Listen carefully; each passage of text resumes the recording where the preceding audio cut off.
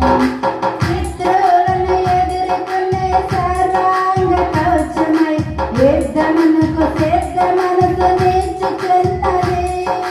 శత్రువులను ఎదుర్కొనే సర్వాంగ కవచమై యుద్ధమునకు సిద్ధ మనసు నిలుచుచున్నది.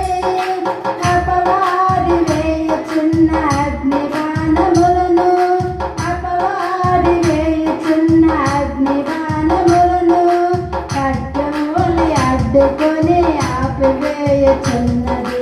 ఖడ్గములు అడ్డుకొని ఆపివేయుచున్నది. నీ వాక్యమే నన్ను బ్రతికించెను.